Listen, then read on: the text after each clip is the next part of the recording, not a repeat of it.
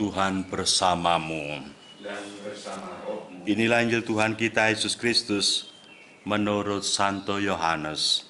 Dimuliakanlah Tuhan. Dekat salib Yesus berdiri ibunya dan saudara ibunya, Maria istri Kleofas dan Maria Magdalena.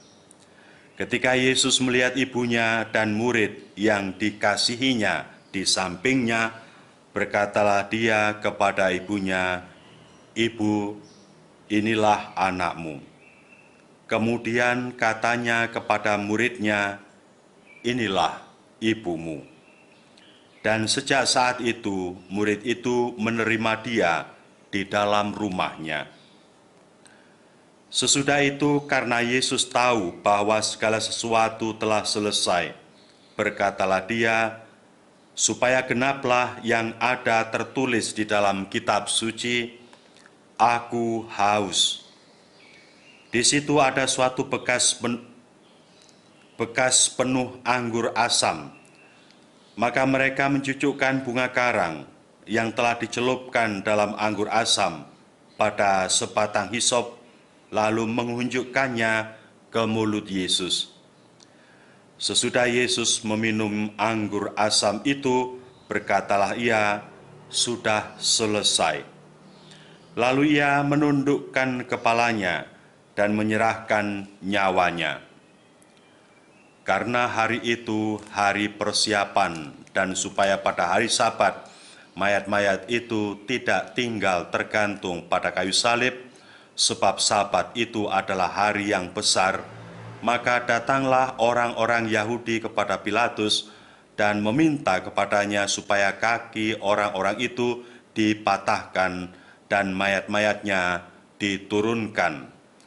Maka datanglah prajurit lalu mematahkan kaki orang yang pertama dan kaki orang yang lain yang disalibkan bersama-sama dengan Yesus. Tetapi ketika mereka sampai kepada Yesus dan melihat bahwa ia telah mati, mereka tidak mematahkan kakinya. Tetapi seorang dari antara prajurit itu menikam lambungnya dan dengan tombak, dan segera mengalir keluar darah dan air.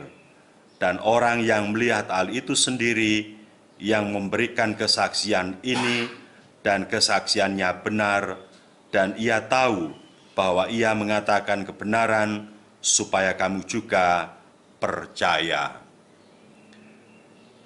Berbahagialah yang mendengarkan sabda Tuhan dan tekun melaksanakannya. Sabdamu adalah jalan, kebenaran dan hidup kami.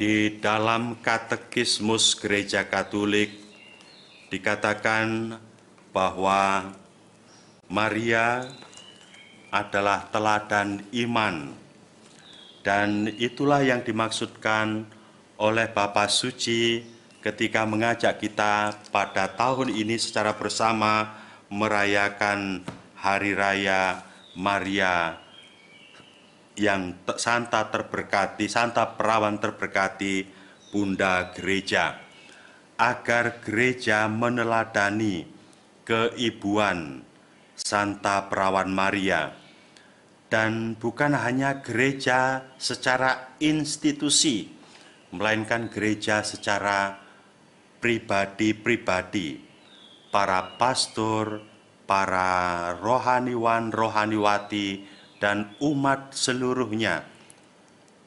Semoga dapat meneladani kelembutan hati Bunda Maria.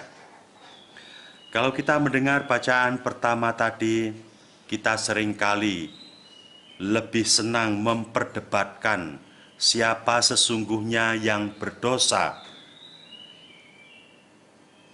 Banyak orang menafsirkan perempuanlah yang menjadi sumber dosa. Ada yang mengatakan laki-lakilah yang sesungguhnya menjadi sumber dosa, karena melalaikan tanggung jawab, sementara perempuan mudah sekali digoda oleh setan. Tuduhan terhadap pihak lain juga menjadi perdebatan yang sepertinya tidak akan pernah selesai, yang kita terapkan dalam kehidupan kita sehari-hari manakala kita mengalami kesusahan atau kekurangan kesejahteraan pihak lain menjadi yang tertuduh. Ini bukan salah saya, melainkan salah orang ini, salah orang itu, dan seterusnya, dan seterusnya. Saya lebih senang mengutip kata-kata Yesus dari atas salib, sudah selesai. Mari kita menghidupi rahmat yang dianugerahkan kepada kita secara gratis, yakni kehidupan itu sendiri dengan penuh tanggung jawab.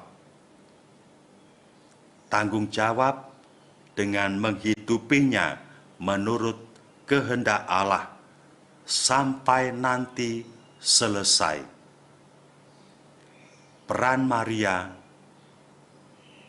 seperti yang dikatakan oleh Yesus, yang dihidupi oleh Yesus sendiri, adalah penuh tanggung jawab sejak mendapatkan kabar sukacita sampai menyertai Yesus menderita di kayu salib.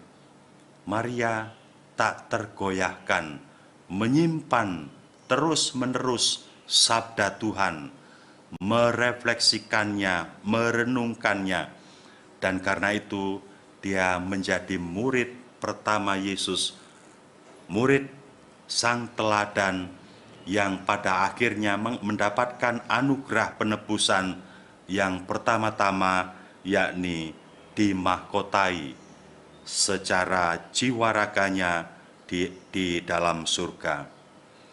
Kita meneladani iman Bunda Maria dan kelembutan keibuannya dengan tidak saling mempersalahkan, tidak membalas dendam, tidak membenci, tidak saling mencurigai, tetapi keibuan yang penuh pengampunan, penuh kasih sayang, keibuan yang selalu hanya menghendaki kebaikan, pun kalau dalam situasi tertentu Maria tidak berdaya untuk membela Yesus misalnya, bahwa dia harus mendapatkan hukuman mati. Tetapi ketakberdayaannya tidak membuat dia melarikan diri dari tanggung jawab sebagai ibu.